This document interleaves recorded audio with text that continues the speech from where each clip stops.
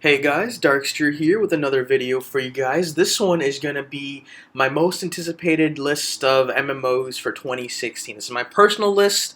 I did this back in 2013, I think, or was it 2014? Whatever, for the previous year. I didn't do it for last year because I wasn't really on YouTube at the time, and honestly it was kind of a weak year for MMOs. Whereas this one, I think, is going to be a fairly interesting one. Speaking of which, I remember in the last list, like 2 years ago, I put EverQuest Next to come out that year, or the following year. What happened to that game? Did that game just like, is it canceled? Because the thing is, like, I'm not hearing shit. I looked on the Reddit forums for it, and just people like joking around and shit. Like, they're not even serious. They're like, oh, I'm from the future, and I come from the year 2020, and EverQuest Next is awesome. I'm like, what the fuck is this? Like, it's just garbage. It's just a whole bunch of garbage. And I don't know what's happening to that game. I think it's canceled. If I don't hear anything, like if they're not saying anything for like longer than 6 months, which is, I think it's been far longer than even that, I don't know. I consider it to just be canceled. I don't know about you guys, but whatever. Looked interesting enough, but the lack of support and kind of feedback from the game, or people just, no one's really talking about it, and they're not even saying shit, So it's like, I don't know what to expect from EverQuest Next, but I don't care, whatever. But it's too bad. I don't know. We'll see in the future.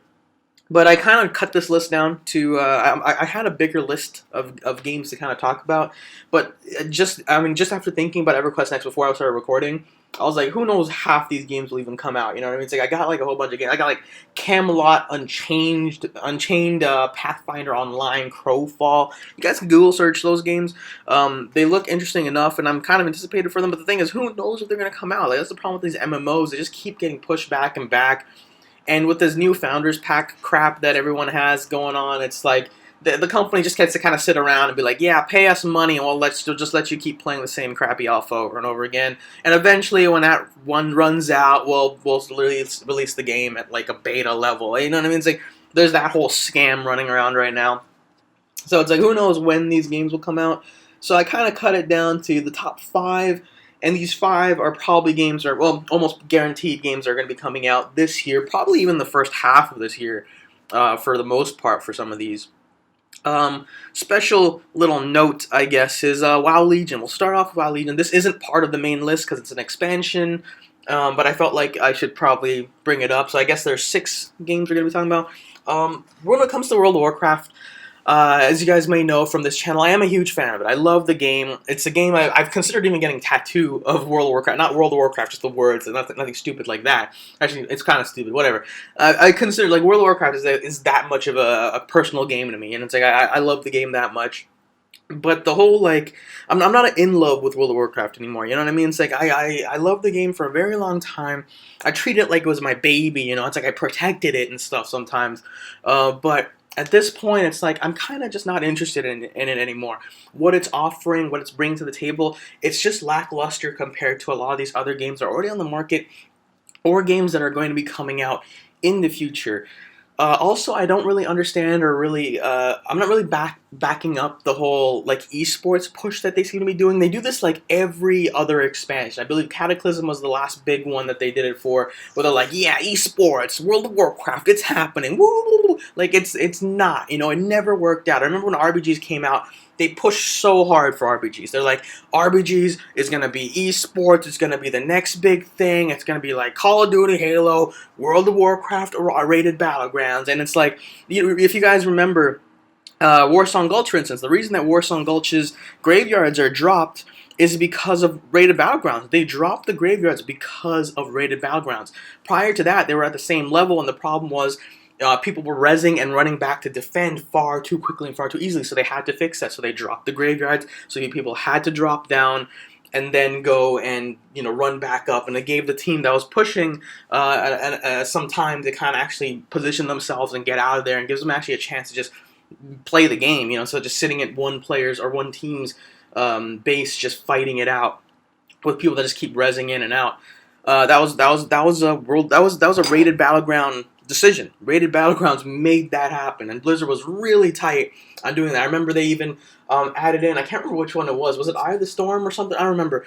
One of them, they added it in, and they quickly realized, oh, the cap times aren't even, so they took it out. They just took it out for like the rest of the week, and they fixed that and they tweaked it. It's like they're really focused, and quickly they realized, oh yeah, this game's not balanced, and it just faded away, and because no one was really interested, people were still more focused on arenas, and then arenas were in balance and still are.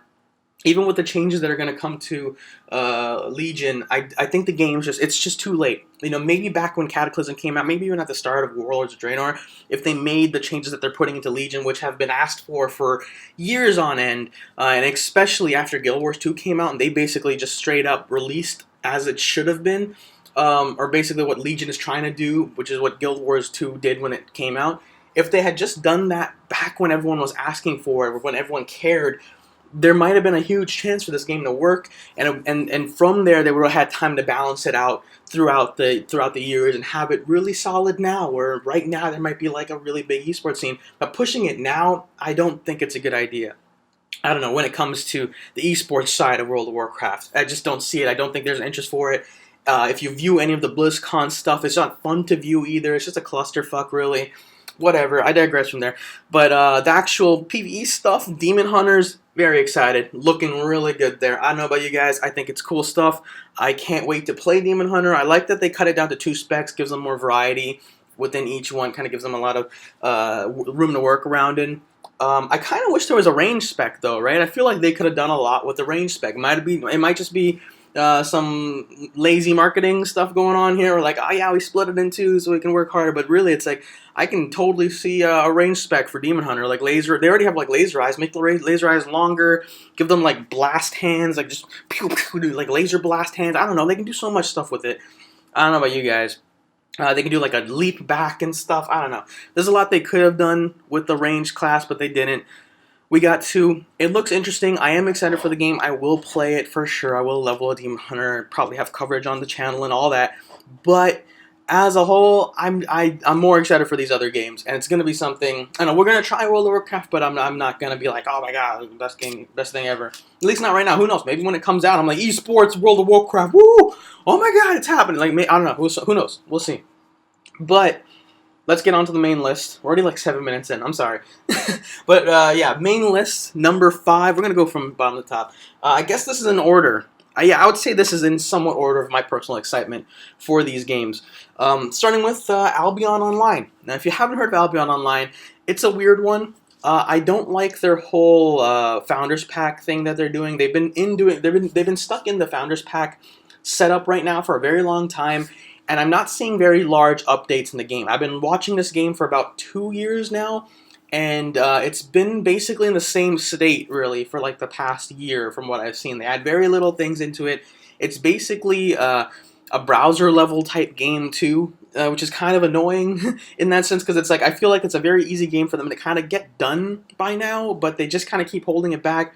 Partly because I think they're getting a fair bit of money from the Founders Pack. I think a lot of people are actually giving them money from the Founders Pack, so why rush it and cut out that money when the game's eventually going to be free to play, but they're getting like probably $50-$60 just from these Founder Pack people, so why not just hold out a little bit? That's what I think a lot of these games are doing, which sucks, but can't be helped. The game itself, though, does look fairly interesting. It's not generally my kind of interest in games, but I just like it because it's going to be on Android, it's going to be on iOS, it's going to be on PC, there's going to be on a bunch of platforms, and they're all going to be connected. It's kind of like this huge open world type thing. Well, not huge open world, but it's all a consistent world where it's like you can buy literally a place in the town, and it's like there in the town. It's not like you fade, it's not you phase in, right? It's like it's literally there. Like, oh yeah, there's that guy's house. That guy's house is always there unless someone else buys it or he sells it or something. And like people could go and use your mine and stuff, not your mine, like your anvil and shit, and then if you use someone else's anvil, you kind of have to give them like a tip, but they get a tip and you get to use it, and it's probably cheaper than, like, it's just, I don't know, it's an interesting idea. I like it. I like where it's going. There's like its own housing system, aside from that for your personal house, which is kind of phased out versus the actual real world stuff. The PvP is fairly heavily influenced in this game, where it's like, you go in, and if you die, by the way, it's kind of hardcore too, where if you die, you lose your shit. Like, all your stuff, it's gone. Like, someone could just be like, it's my stuff now, I'm taking all this. And it can be like rare items and stuff too. It's like, you can have like your mount that you played like who knows how much money for, or gold for, that can drop, and they're just like, this is my mount now. And then you just leave. And you lost your stuff, which is kind of hardcore. I kind of like that, though. It seems to have a very large focus in crafting, which I don't like. I think crafting is kind of the most boring part of any game, to be honest. But I'm kind of opening up to it because the thing is, if the game is focusing around that, they probably make that more interesting. The crafting in this particular game seems to be really intense. Basically, it's like it's very elaborate, and in the sense of you can't just kind of be great at everything. You know, in a lot of games, like for instance World of Warcraft, you can have a character that's good at all the professions. You know what I mean? You can have different characters, each one of them with two master professions or whatever, and you can kind of make them. They'll be the maxed out version of each one. You know what I mean? Here, I feel like from what I hear, from what I've seen, it's almost like impossible to be perfect at everything. You kind of have to focus yourself in one direction. So you might be the guy who's known, and the thing is that you'll be known. Like you can represent yourself as the guy that makes the best one-handed swords, and then you can have another friend or someone that's the guy who makes the best shields. Like you want a good shield, you go to this guy. This guy has he's the furthest down the line in getting this awesome shield. And there can be a few other people, but you rep yourself as like the creator of this thing, and you do this really well, and people will come to you for that. I like that. I don't know. I think it's cool. It being free to play, it's going to be on multiple platforms. Something worth trying. Nothing I would spend money on though. To be honest, it's like they're asking for like $100 for this golden frame or something. I'm no, thank you. I wouldn't even pay 10 personally, but it looks interesting. It looks fun. I like that it's on all the platforms. But yeah, that's Albion Online. Next game is a little bit more. It's similar to Albion Online. This one is similar in a way when it comes to the actual look and feel, I guess. But it's Tree of Savior, which I absolutely hate the name. I despise this name. I think it's horrible. I think it's ridiculously bad for like marketing reasons. It's actually shares a very similar name to another game called Tower of Savior, I believe, which is like this Bejeweled game. I found it on Twitch randomly. It's like this Bejeweled game, and the art style is almost the exact same too. So it's like I thought it was this game when I clicked. I'm like, what is this Bejeweled crap that I'm looking at? No, it's just some other game with the same name. I don't know. The creators of Tower of not Tower. See what I mean? See exactly what I mean? I did it myself. I was complaining about it, and about exactly what I was complaining about, I did it myself. Tree of Savior. The thing about Tree of Savior, it's from the people that made Ragnarok Online, not the whole team. I don't believe it's the whole team. I believe it's like some of the higher up people. Basically, they came and they kind of made up their own team, and now they're making this game, and it's the real spiritual successor to Ragnarok Online, the original Ragnarok, which I think might be, no, I was going to say I think it might be my first MMO. My first MMO was RuneScape, but I thought RuneScape was shit even back then. You know, when people are all like, man, RuneScape was so great back in the day. I played back in the day. I thought it was shit then. I think it's shit now. I don't know about you guys. I just don't think RuneScape is a good game, period. I think it's just a bad game, regardless of when you played it. It's just maybe there was a lot less competition back then, and maybe people had memories with friends and stuff that made it better. It's like I played that game alone, and even then I was just like, this game is garbage. Like, why would I play this game? I then played Ragnarok Online very quickly after, looking for another game. I was like, I remember like I played it for like a few days and just instantly going, I need to find a new game. And I found Ragnarok Online, and I loved Ragnarok Online. And it was just far better of a game in my opinion. There's a lot more going on. This game is the true spiritual successor to Ragnarok, the original Ragnarok. There is a Ragnarok 2, which is garbage. They went down the whole 3D kind of World of Warcraft route and just ruined the whole thing that made that game work, which is like this nice kind of 3D on 2D art style with the parallaxing background, but your characters in the I don't know. You'll see it. You'll see on the screen what it looks like. And it's really nice. It's a cool game, kind of hardcore, very kind of Asian-inspired in the sense of it's going to be a huge grind fest. It's going to take you a long time to level, and the class basis is going to be very distinct. There's going to be situations where you'll go down your class tree, and you'll even find yourself being leveled up into like secret professions and stuff. Even right now, as we speak, I don't think they've found out what all the professions are. There's going to be some secret professions that are going to be announced as time goes on, or after the game comes out, where people will just discover certain combinations of certain abilities, certain classes going down your tier. You'll find that, oh shit, I can be this completely random new profession that no one knew about. And it's like, I don't know, that's cool. I'm gonna go down the standard kind of warrior, maybe paladin-y type route. I don't know, we'll see. But I'm excited for the game. It looks really fun. I believe they have controller support as well, which is gonna be nice. I think it's a good game for a controller. Would work really well there. The next game, our third game, I guess we're in our top 3 now, is The Division.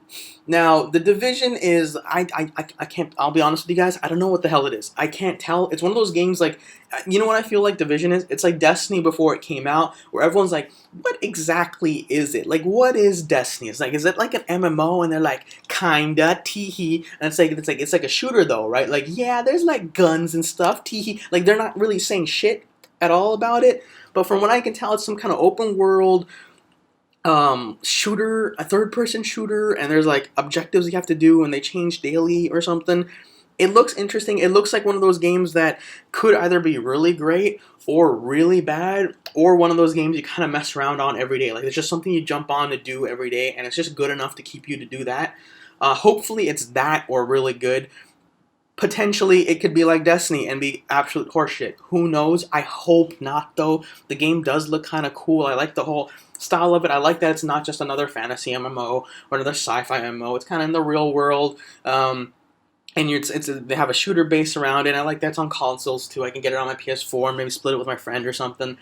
Whatever the case may be. I like it. I think it's an interesting idea. The problem with new ideas like this or different ideas is that a lot of times they're just bad. Destiny as the perfect example. Here's the thing. Destiny has the potential of being one of the best games ever created. They made it bad. That's the problem. It's like the loot system, the RNG, just the grind aspect of it. I don't know. There's a lot of stuff that's good about the game. They made it bad, so it's like, I don't know. Whatever. We'll see. We'll see how The Division does. But personally interested, and yeah. The next game, I'm pretty sure you guys probably guessed the next two, like, but we'll see if you guys get it or not. The next one is Blade and Soul. Now, I'll be straight with you guys. Blade and Soul was a game I was excited for like 5 years ago. This game has been in development, and I think it was even canceled for a point of time. This was a game I was excited for far too long. I remember finding out about this game. I remember talking to my friends about this game back in grade 11 of high school. I graduated in 2010. It is now 2016. It's been a while since we heard about this game, for sure. I stopped being interested in it really around 3 years ago. I was just like, I don't really care anymore about this game. And which I believe 3 years ago is when it came out in Korea and so on. Which is, I mean, I guess that's kind of timely for them, but for us, it's like, what the hell? It took way too long for this game to come out. I am excited for it. I am going to play it. I'll make videos and such for you guys, for sure. It's just, I don't know, I'm just not feeling it the same way I did. Also, the whole Asian influence of this game, it throws me off a bit. I like the whole Asian style, but I don't like it when they focus like directly on it. Like, it is very like, we are Asian game, we are an Asian game, look at us. Like, they really push it here. And I like it more when it's a bit like an undertone, you know, like even like World of Warcraft Mists of Pandaria. It's like they have it as an undertone. You can leave the area and be like, oh yeah, I'm back into the normal world. You can go back into Mists of Pandaria. It's like, oh, it's very Asian influence, cool, pandas, right? Like, you get that, and it's like, even a game like Guild Wars 2, for instance, they have a very distinct Asian kind of style. They have that whole brushstroke, artsy kind of, everything kind of looks like a painting type thing going on, but it's still traditional fantasy. Like, it's very heavily Asian, Japanese kind of influence, but it's also standard fantasy at the end of the day. This game, I just feel like it's really pushed towards that side, and it's like I like it here and there, but it's not something I would dedicate my game time into.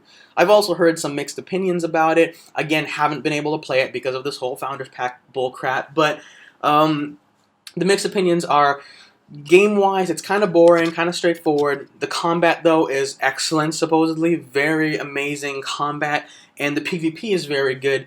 The PvP side, not my interest when it comes to this game. I don't like the whole, it's a fighting game kind of PvP stuff. I like the team-based stuff where it's like you're actually with your team. They do have 2s and 3s and stuff in this game, but it's very different to like a World of Warcraft 2s or 3s, for instance.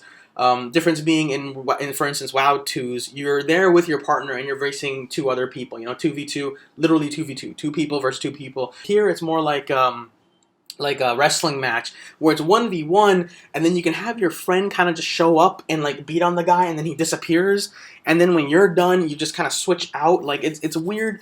I think it'll be interesting, worth trying. But Blade and Soul, I have it high on the list because it's this game that I've been anticipating for a long time, and there's kind of fair bit of hype behind it, even though the hype has really died down with a lot of people.